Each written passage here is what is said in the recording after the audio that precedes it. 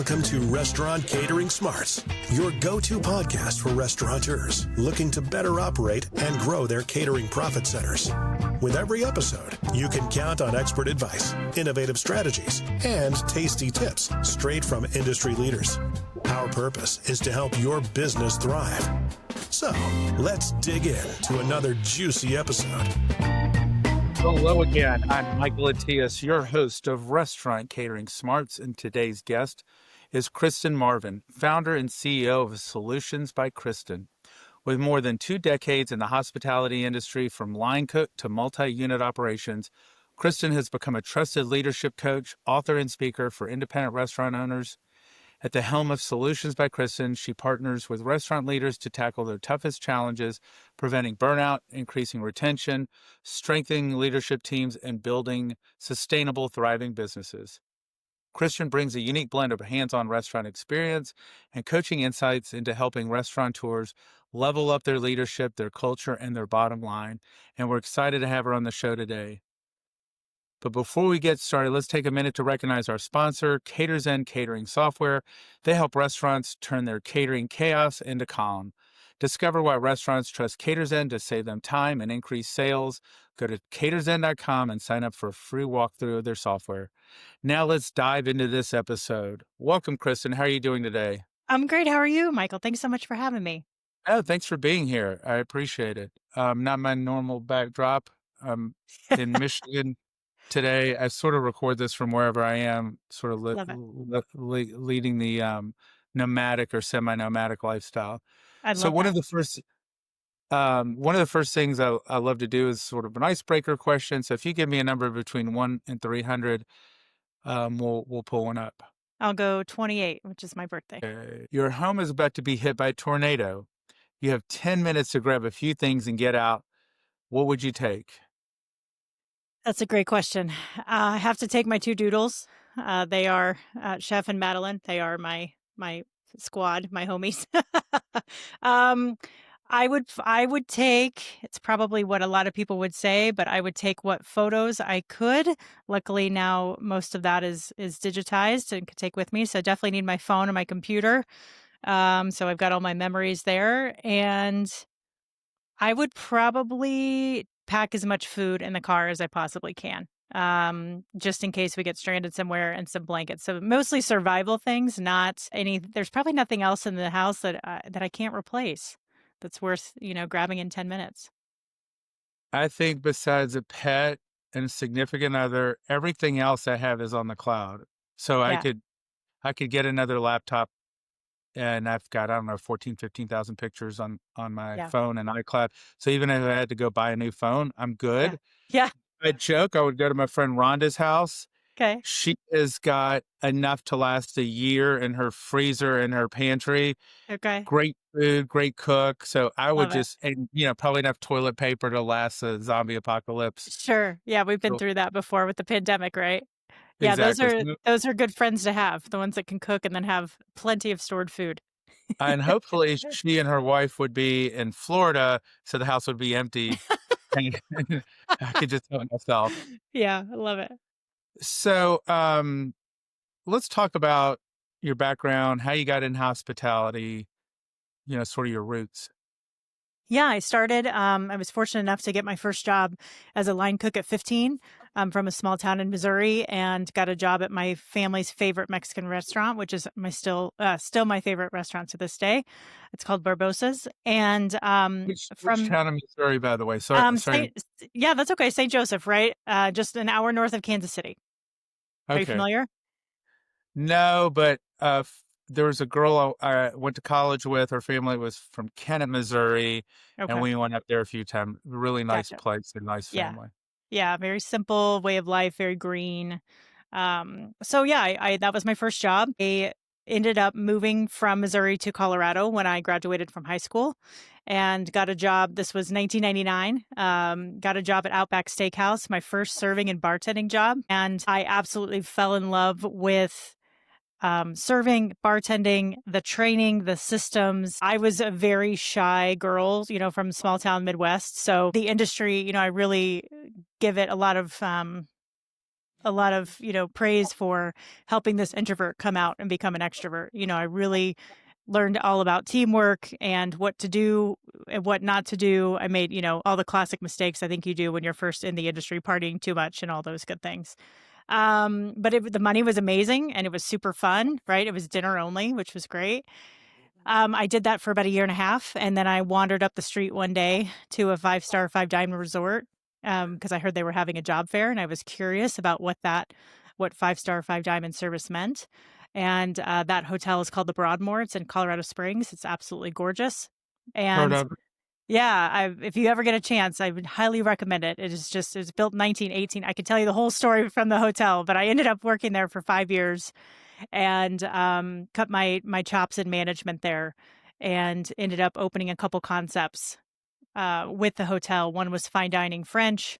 I was lucky enough to work for one of my mentors who worked for Danny Meyer in New York. And we, for one of the fine dining restaurant that we opened, we hired a couple of master mixologists from New York for a year to help us curate this beautifully crafted cocktail program. So that was great exposure. I was studying to become a sommelier with the hotel as well, and just had this amazing, GM.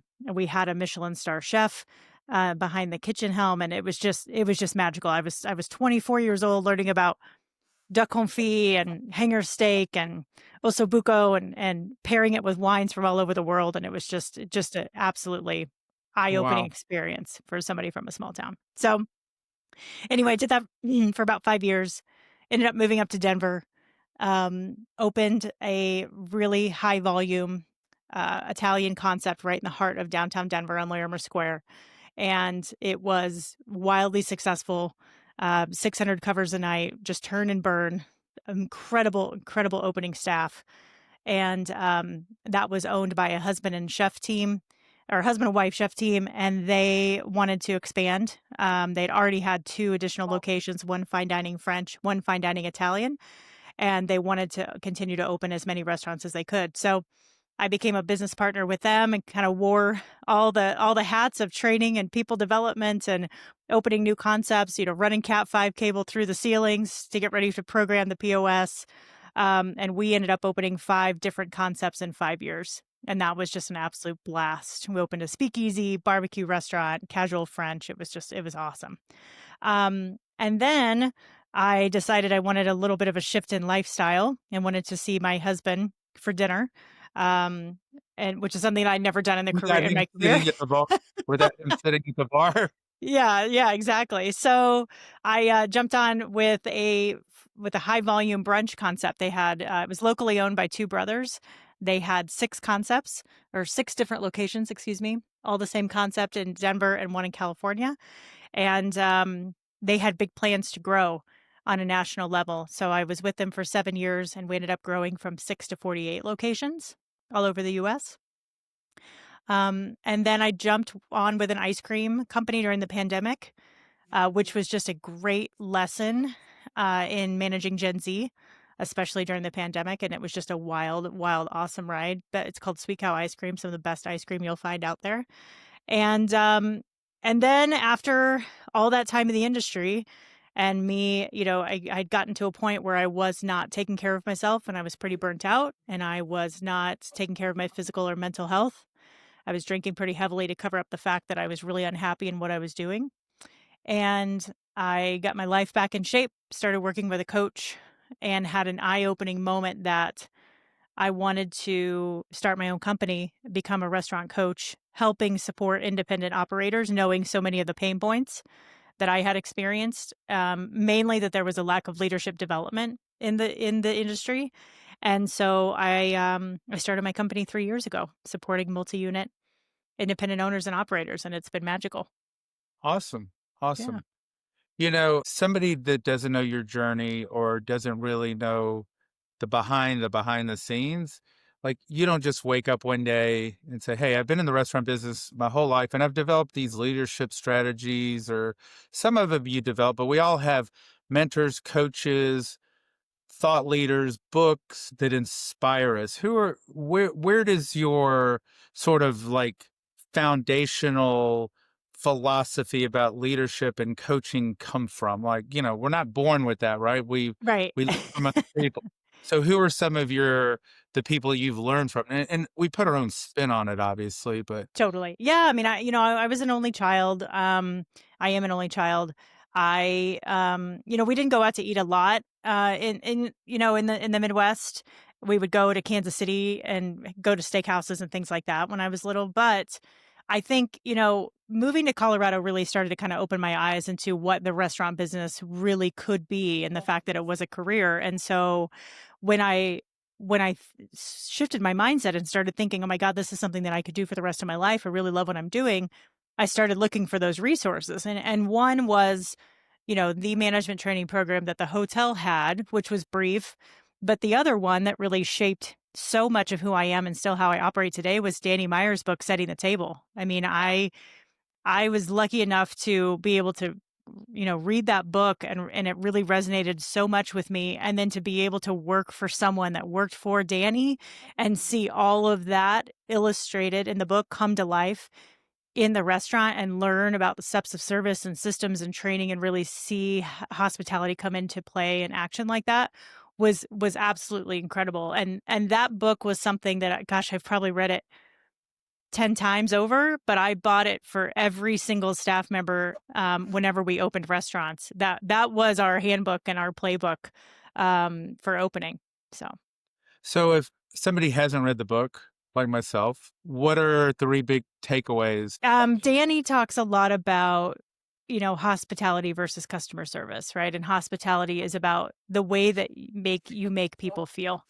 It's about exceeding expectations for guests, looking for those verbal cues. He talks about collecting dots of information from people, always looking for ways that you can enhance the experience, whether it's reading their body language, overhearing something, getting some information around their reservation, the way that they are looking at each other, a two-top at the table. Are they looking with their eyes down to the table? Or are they looking around? Just ways that you can identify opportunities to create new experiences in hospitality for them, even how to see, where to seat a two-top and a four-top, and just make the experience very magical. So it's really about the little things. And I feel like a lot of that is in the majority of the industry is getting lost right now with just high turnover and lack of experience in the industry. And so I think for anyone that hasn't read the book that's listening to this, it's timeless.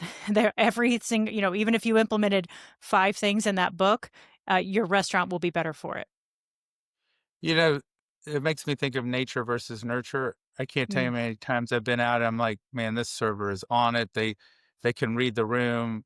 They're in tune. And then other servers, you know, we went out the other night someplace and I said, look, we're on date night. We're not in a hurry. Please bring out everything slow and quick. There's nothing worse. You're eating your salad and your steak comes out. And I swear the salad came out and 2 minutes later, the appetizer came out. Mhm. Yeah. And I wasn't, if you've been in the industry long enough, it doesn't really even pay to say something because the managers are going to come out and comp something. It's not about comping something. It's more about, hey, FYI. So I just let it go to not ruin the evening, but it's just Yeah. like, and how much do you think of that is sort of innate a skill versus taught skill? I think that there is a lack right now of intention in the way that we are choosing the people that are working in our restaurants and the way that we are training them and the way that they are developing them. I think,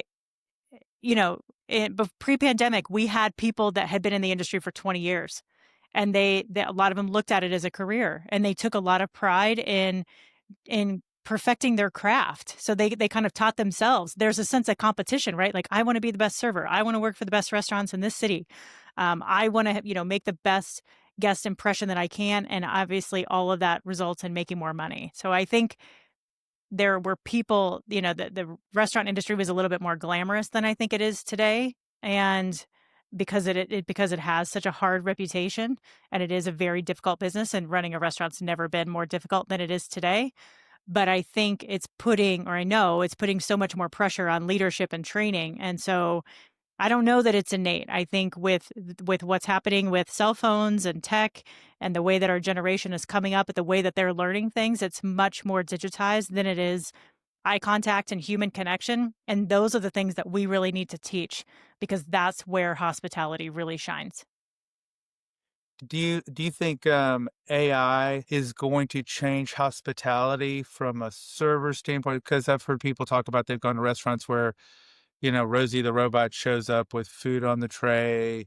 What are your thoughts on where all that? I have my own, but I want to get yours first. Yeah, I'm a huge fan of AI. I use it for every single aspect of my business because it's a strategic partner for me. I help restaurant owners and operators that I work with use AI as a strategic partner too. If a server's listening to this right now and they want to learn how to be better every single day, they can go home and use AI to recap what happened during that shift and have it give some tips on how they can show up better, make more money the next day, and engage. They've got to have that want and desire to do that, and that's who we need to hire for in the industry, is curious people and people that are dedicated to constantly learning. And there's a very specific way I work with people to flesh that out in interviews. But AI can be such a powerful tool. I haven't seen the robots yet. I've just seen them on TV, so it will be interesting to see in real life what happens. But, if people are looking for a very fast, convenient, consistent, efficient experience, then that probably works for them. If a guest like me and you that are really passionate about hospitality, if we want to have a conversation with someone, then that's not going to be an experience that we cater to, I think. Yeah, I think in the lower price points, you've got to make anybody in QSR, fast food, they're going to leverage AI, robotic cooking, kiosks, robot handling things. I think there's still going to be this underlying need that you want personalization and that human touch, Yeah. and they'll pay a premium for it, right? Because I think it will be a premium and it will be hard to come by. Yeah. And it will transcend not only that, it'll healthcare. Yes, it's nice to nurse, robotic nurse can do all these things, but at the end of the day, do you want a nurse comforting you, when you're sick or dying?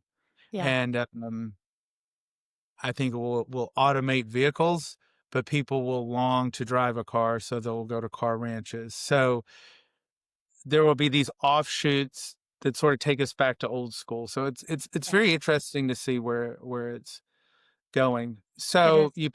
you put out your shingle. Did you have a client to spearhead this when you left, or did you just say, "Look, I'm burnt out. I don't really care. I'm going to go do this and I'll figure it out as I go"? Or did you have a cornerstone client to sort of help you transition and move No, move it? I didn't have a cornerstone client. I started working with a coach. I had always been really great at investing in myself. And then I stopped. And that's I think what started to lead to a lot of the burnout. I started to put that leadership development onus on the company that I was working for, and I took it off me. And that was really dangerous. And so I really work with people now to understand that it's 50-50. Leadership development is something that you have to work on and your employer should be working on too.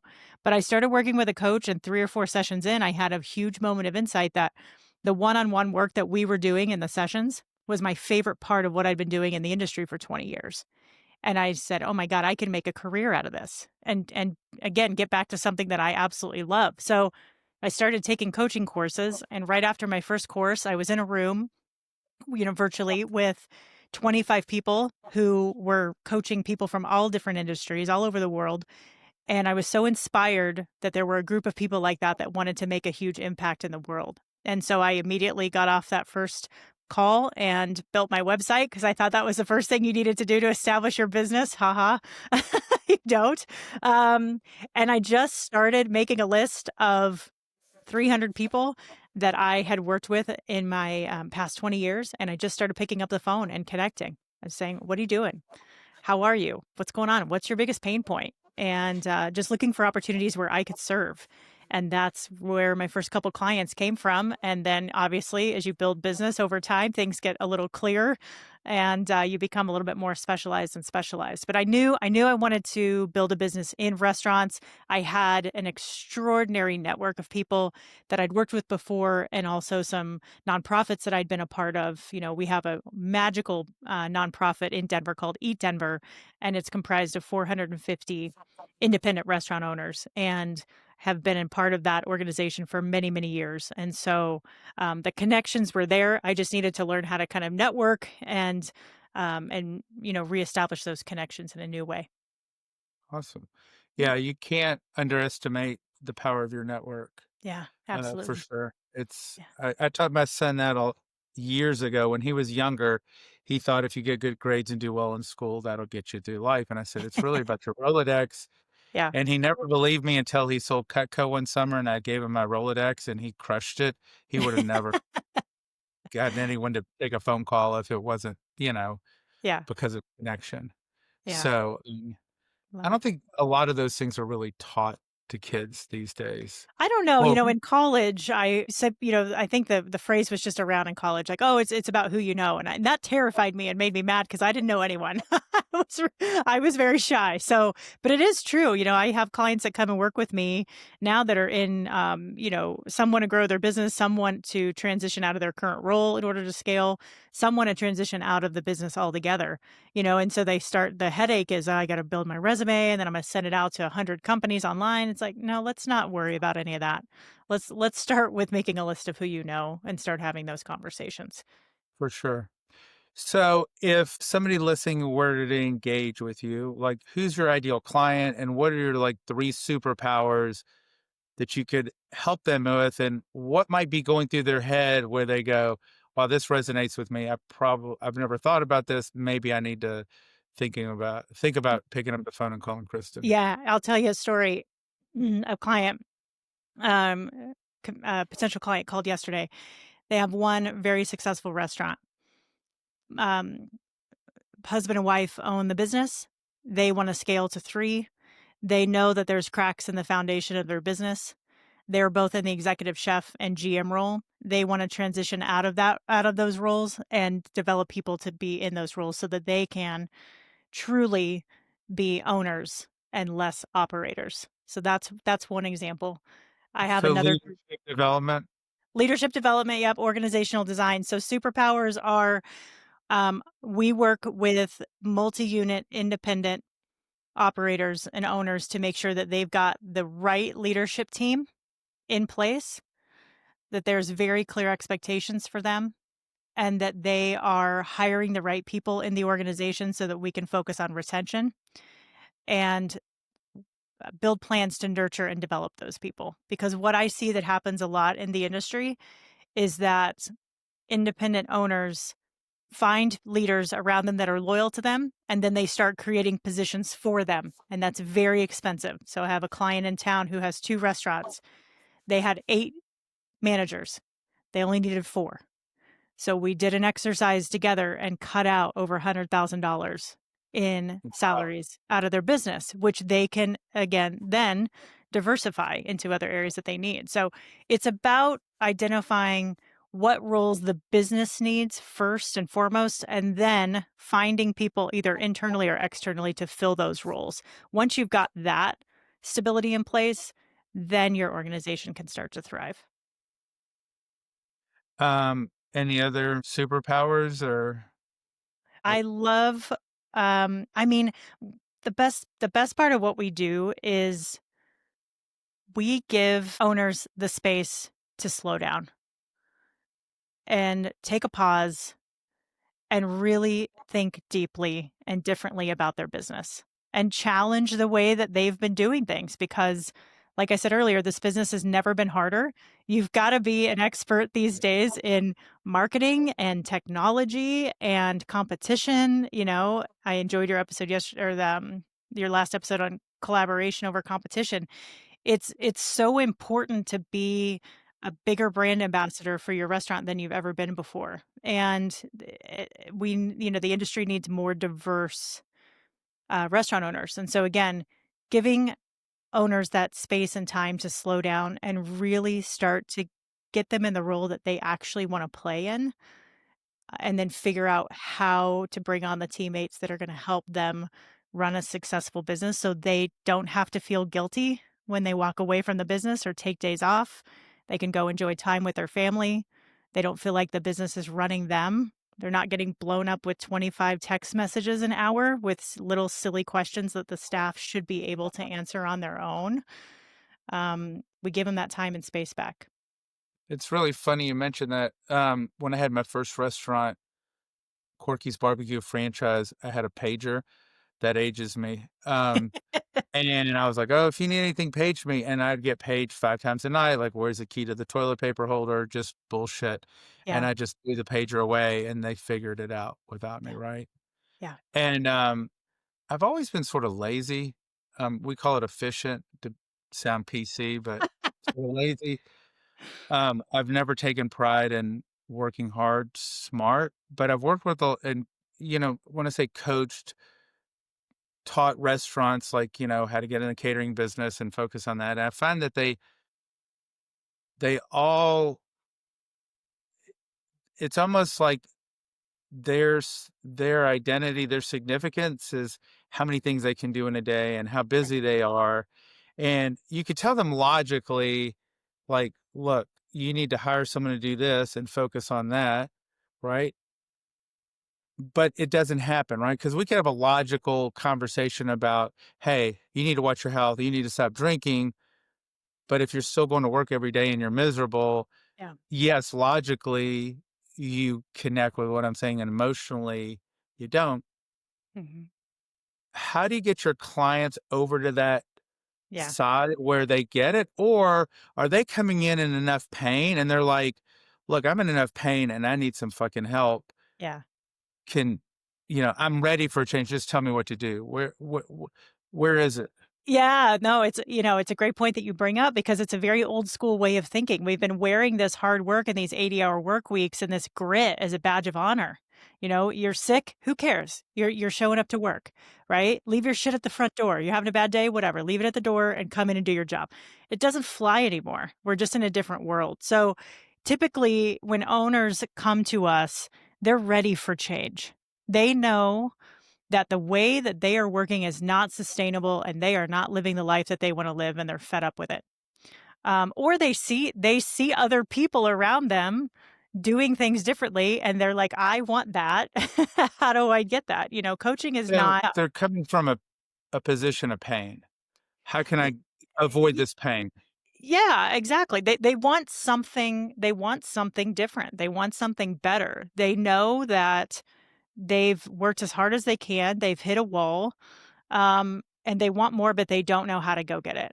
And they know that wanting more and scaling their business means them not working harder. They know that they're going to need to start to put a team in place. And so, but that's very, very uncomfortable, right? And that's where growth comes from. So that's our job is working with these owners to get them incredibly uncomfortable and start to imagine a different world where their pain points are gone. Their pain points have shifted to much lesser things, right? Like I need to learn more about marketing or strategize more with, or do more one-on-ones or whatever the case is. But coaching is not about giving people the answers. It's about helping these restaurant owners tap into the tools and the resources that they already have. They know their business better than anybody, but we're there to challenge what's happening, celebrate the moments and the wins that are happening because a lot of times there's a lot of great things happening, but they're just not giving themselves the time and space to recognize it. And then we challenge them to think really differently. And we hold up a mirror for them and say, this is what you're saying right now. This is how you're showing up. This is how you're operating. And sometimes just that can be enough for them to realize that's not who I want to be. Yeah. And sometimes it takes a heart attack or some major life event, a wife leaving Yeah. you because it's like it's enough. You Yeah. mentioned alcohol, drinking too much. I've got a friend and he sort of works in that space with entrepreneurs. Mhm. Do you find as a percentage m more of your clients are maybe, self-soothing through drugs, alcohol, something else to mask the pain, the pressure? Do you work, N- do you see that I a lot in your, I don't from the business perspective. Now I am a part of a nonprofit called Chow, which is we offer mental health and substance abuse resources to people in the industry. And that's a very confidential organization. That's a wonderful outlet for people to go get help. I know It- Bob there. No, What's I'm that? just joking. I What? said, I know Bob. No, just, Yeah, exactly. I tend to see people, a lot of the clients that I work with, they are working too hard and they're not prioritizing self-care. So they're letting their schedule completely run them ragged. I just had this conversation with a client yesterday. She's like, I know I can be better for my team and I want to lead by example and tell them to take care of themselves and show them how to take care of themselves, but I'm not taking care of myself first. And it's just about creating a routine, right? So it's more of that is what I see is just the constant work and constant bog down. They may be self-soothing and not ready to talk about it yet, right? And so I've gone through that work. I've lost a marriage because of that, work or lack thereof. You've got to do it when you're ready to do it, and help comes in so many different forms and shapes for people. So yeah. that makes sense. So when you're working with these clients and organizations, what do you see as the biggest roadblock to the breakthrough, right? Yeah. You know, and how do you get them past it? Because Yeah, obviously, yeah, you want to see that result. They're not, it's not just about, hey, I've come in here and done this and I leave and then whatever. yeah, You know, it's more than the paycheck. It's the satisfaction of you help somebody. totally. That's that's a really bonus on all this. The biggest thing that I see is that the restaurant owners just need to get out of their own fucking way. They've got all the knowledge of all the years that they've been in operation, and they need to figure out how to get it out of their head, distill it down onto paper or into tech or teach it to their teams so that they can get comfortable enough walking away from the business. Because once they start doing that and their team starts to feel empowered and have buy-in and starts performing better, then the pain point shifts to, well, now they don't need me as much anymore. So now what am I going to go do? Right. So we try to get Right. ahead of all of that. But that's a different pain point that shows up. But do you have a technique that you employ to help them get over that edge, or is it just constant Yeah. reinforcement, or is it visualization, or Yeah, there's a lot of tools in the toolkit, but our process is we create a vision for where the owner wants to go, personally and professionally.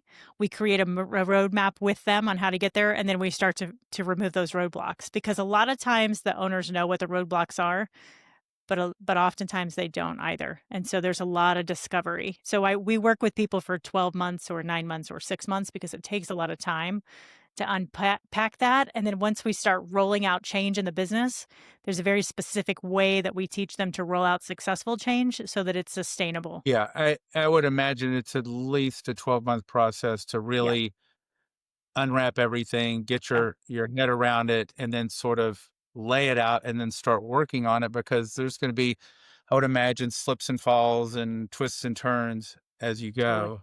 Yeah. And just the And, seasonality of the business, right? When in high yeah, season and low season, how do you adjust and adapt? Yeah.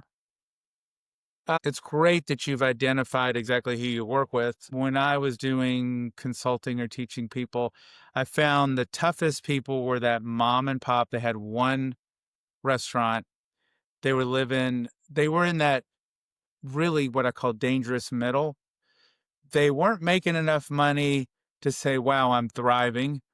And they weren't about to go bankrupt and ready to shut the doors. They were just getting by. And it would have been better off if they were either bankrupt Yeah. and they could start all over, or they were thriving and they had the money and the resources. I would imagine that there's a base level of success you have to start with. Like I can't say, okay, I want to get out of day to day if I can't afford to hire a general manager, right? Yeah. Yeah, absolutely. Yeah, I mean, it's about building a vision. If you want your operation to be doing $3 million in sales a year, because that's going to open up doors for you to be able to hire the team that you want and get yourself out of day to day, then we go get the 3 million. Yeah. You know. So it's funny you mentioned that, because catering was that tool for me. Like I knew I did not want to be working nights and weekends and holidays. I'd rather focus on growing catering sales, marketing, strategy. And I did this personally as you start growing catering and those extra profits, we could afford an operating partner to take care of the day-to-day stuff. Yeah. And I've told other clients that, and some do it, some don't, but it's definitely a great vehicle if you're sitting there and you're wondering, okay, how can I generate another 50,000 in profit so I can take all this stuff off my plate, enjoy my life and enjoy my business again and focus on the things I enjoy doing and let other people do the things they're good at. Absolutely. It's so important. I mean, there's catering can be such a powerful arm of your business, right? There's a group in town that does $1 million in sales in catering, and it takes so much of that pressure off dine-in, which we know, in Denver, guest traffic is down, sales are down 20%. It's a very competitive market. And so catering is such a wonderful way to build predictability into a really unpredictable industry. For sure. Now, Mhm. before we jumped on this call, you said you'd worked with a brand, and they use catering as a growth vehicle. I don't know if you want to tell any stories around that, or, Yeah, absolutely. I worked with Snooze for 7 years. That's the company I was mentioning that grew from 6 to 48 restaurants. That was the first time that I had worked with a restaurant that had catering, that ever did catering, and we did it really well. We had a beautiful um, pitch deck of all of our offerings. They were very consistent. Now, again, we had 48 locations, right? And of all the same concept. But the quality of the pitch deck was really, really great. The food photos were really high quality. We had different packages based on the groups of people. We had the presentation was consistent in every single location because we had specs for that. We had beautiful branded boxes that everything would come in. So if you were getting out of your car and you're walking across the street, you could see a Snooze catering box or 10 of them crossing the street, and it would be eye catching and go, what, somebody would say, what's that? We were great at going to, um, you know, community businesses around the area and dropping off pancakes to people, whether it was off people that managed apartment buildings, hotel concierges, um, other businesses in the area that we knew. We were constantly giving out food as a gesture of hospitality. Of hey, do you know that we do private events and do you know that we do catering? We would love to host your next event. We also were really good at following up with every single person that booked with us to make sure that they had a great experience. And we would take that feedback and celebrate it with the team or make adjustments when we needed to. And we were also really good at nurturing those people. So if they booked with us a year ago, when 9 months came up, we were reaching back out to them saying, hey, we hosted an event or we did catering for your holiday office party last year. We'd love to host you again. We took that pressure off of the office manager that's planning all of that and making sure, that we could make that process really easy for them and offer that hospitality to them. that's awesome. And we've Yeah. got a lot of those tools built into our software. So, Good. whether you do it manually or you do it Yeah. semi-automatically, Yeah. it's just good common sense, hmm um, sales and marketing. Yeah. Absolutely. As we're sort of wrapping up, if somebody wants to work with you, what's the best way to reach out to you, engage with you? If you Yeah. want to give out contact, and, Yeah. also again, maybe state who's your ideal prospect, Yeah. that you're. Absolutely. Independent restaurant owners that have 2 locations or more. I work with people all over the world. Um, so if you'd like to get a hold of me, one thing, a lot of what I talked about in the conversation today is available in my book called Multi-Unit Mastery, which can be found on Amazon. You mean the thing Um, over your shoulder? over my shoulder, yeah, for anybody that's watching. And then if you would like to talk about, working together, what that would look like, I would be happy, more than happy, anybody that's listening to this call to gift you a coaching session. And let's Oh, spend 30 to 40 minutes just strategizing where you're at in your business and what the business needs. And if you'd like to schedule that, just visit kristinmarvin.com/contact and we'll find some time together on the calendar. and Kristen is Christin. Yes, thank you. It's bizarre. Not Christian and not Nope. Kristen with the There's K. there's no A, there's no K, and there's no E. Yeah, well, try explaining Attias to someone. Exactly. It's been a pleasure. Thanks for sharing. Normally we talk nuts and bolts about catering, but it's all interrelated. Anything Yeah. to enhance your business and your lifestyle and the quality. And, I think it's, I forgot who it was that said this. I'm just sort of going dead, but most people own a job, they don't own a business. And it sounds like you Mhm. help your clients go from job owners to business owners, which is a totally different world. Yeah, absolutely. I mean, restaurant owners get into the business because they're very passionate about it. They love it. They're not looking to, most of them aren't looking to grow something as fast as they can and then sell it off. That they're in it. They want this to be their legacy. And so we really help them create the legacy that they want to see. That's awesome. Thanks Yeah. so much. Have a great day. Thanks. You too, Michael.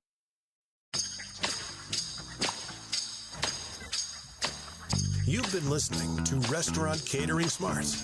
For more insights and episodes, make sure to follow along, subscribe, and share at caterzen.com.